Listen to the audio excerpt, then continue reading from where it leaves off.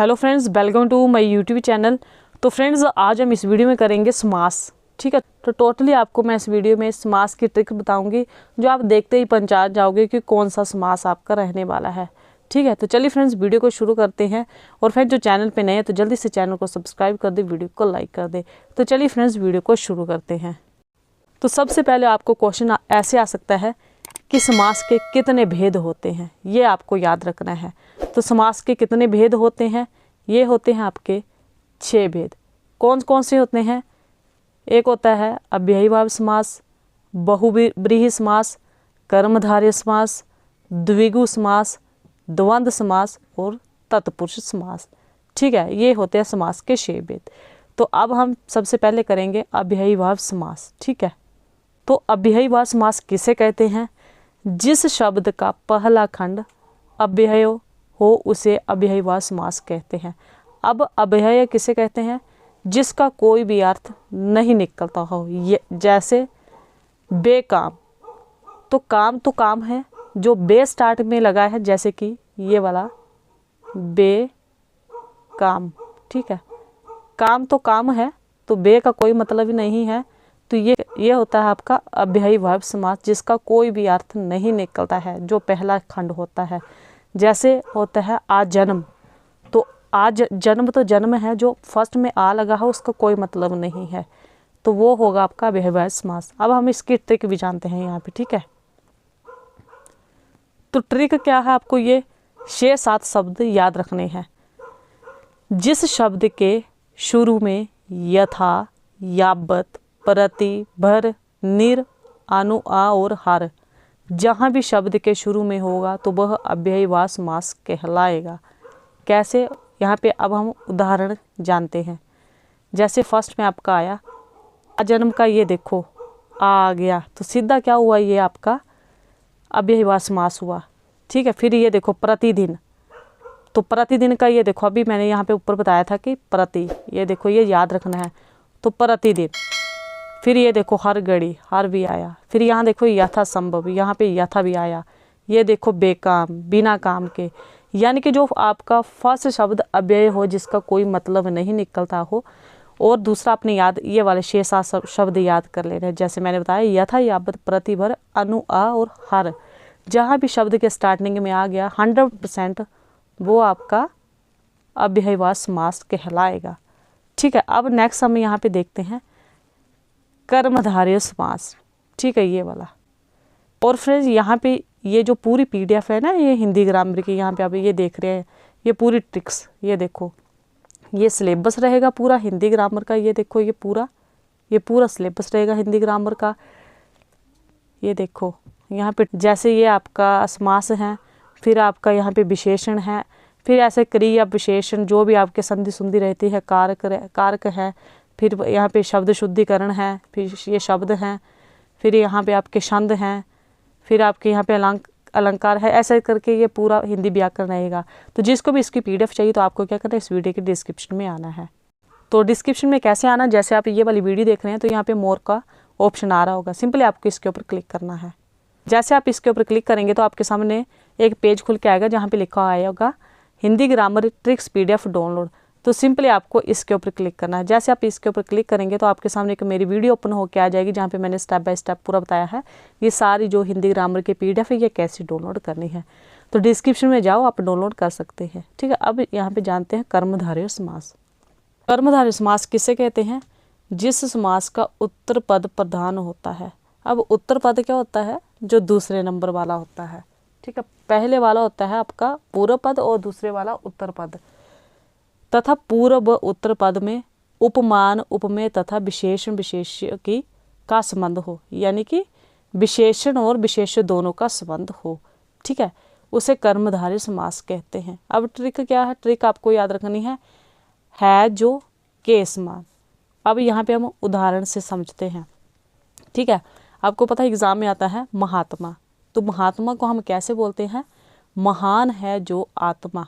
ठीक है, तो यहाँ पे ऊपर में जैसे मैंने यहाँ पे बताया उत्तर पद प्रधान होता है। ठीक है, तो आत्मा यहाँ पे जो है वो उत्तर पद है। ठीक है, तो फिर है आपका नवयुवक। नव है जो, कौन है? युवक। ठीक है।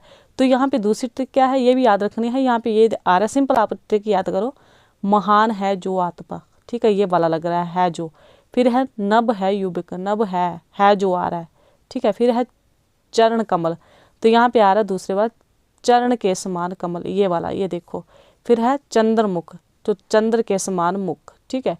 और ट्रिक से भी याद कर सकते हैं, और यहाँ आपने व्याकरण से याद करना, जैसे बताया उत्तर पद प्रधान होता, वैसे आप याद कर सकते हैं। है आपका द्विगु समास, ठीक है। तो द्विगु समास किसे कहते हैं, जिसका पहला खंड संख्यावाचक हो वह द्विगु समास होगा। पहला खंड कैसा आपका, जैसे हम बोलते हैं उदाहरण से यहाँ पे समझो चौराहा, तो हम कैसे बोलते हैं, चार राहों का समूह, चौराहा उसी कहा जाता है ना, तो यहाँ पे चार आ रहा है। फिर है यहाँ पे दोपहर, तो दो पहरों का समूह, ये देखो दो आ रहा है। फिर है आपका नवग्रह, तो नवग्रह का क्या होगा, 9 ग्रहों का समूह, तो 9 आ रहा है। फिर है आपका षटकोण, तो यहाँ पे क्या होगा, षटकोणों का समूह, ये देखो। मतलब जिस भी शब्द में स्टार्टिंग में संख्या आ जाए वह आपका द्विगु समास होगा, ये याद रखना है, ठीक है। नेक्स्ट है आपका द्वंद्व समास। तो द्वंद्व समास सिंपल क्या है, जिसके दोनों पद प्रधान होते हैं उसे द्वंद्व समास कहते हैं, ठीक है। एग्जाम्पल के लिए यहाँ पे जैसे भाई बहन हो, यानी कि दोनों पद प्रधान होते, जैसे राधा कृष्ण हो गया, अपना पराया हो गया, भाई बहन हो गया, राम कृष्ण हो गया, ठीक है। अब ट्रिक क्या है, ये आपको याद रखना है। एक तो आपका जब भी शब्द में ये वाला संबोधक चिन्ह आ जाए डैश वाला, तो वो आपका द्वंद्व समास होगा, ये याद रखना है।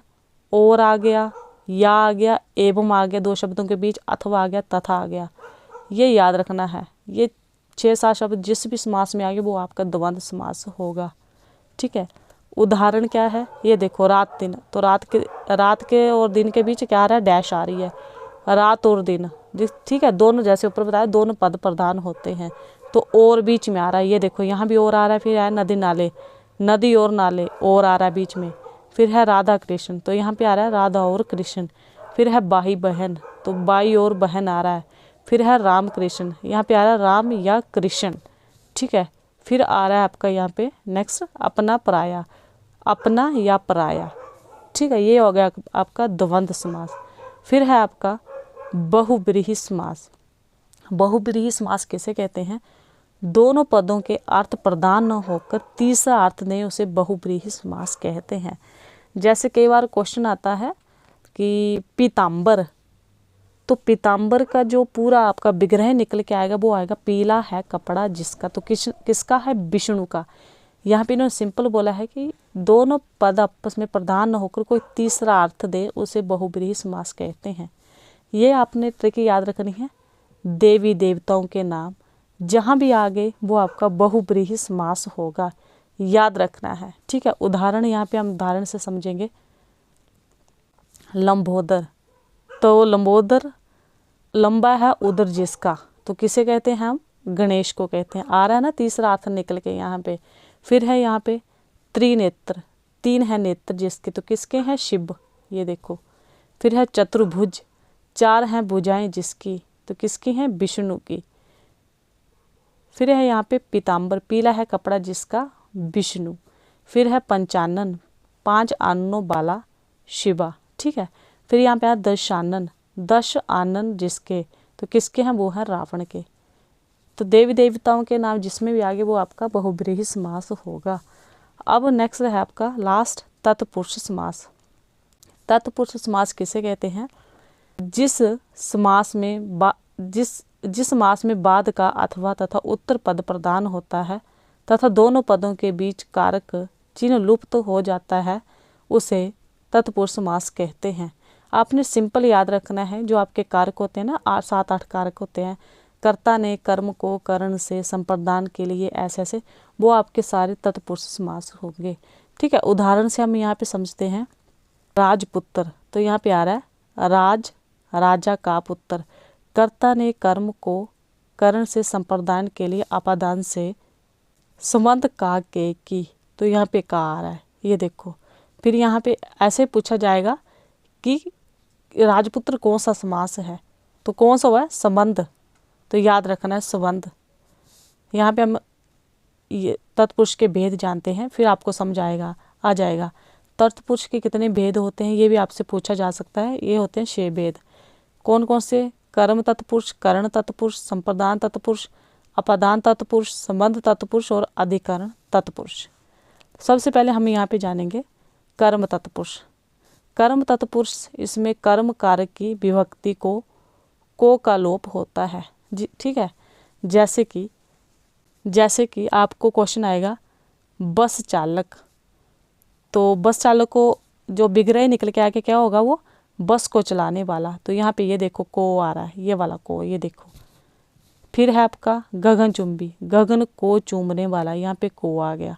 तो ये आपका हो गया कर्म तत्पुरुष समास।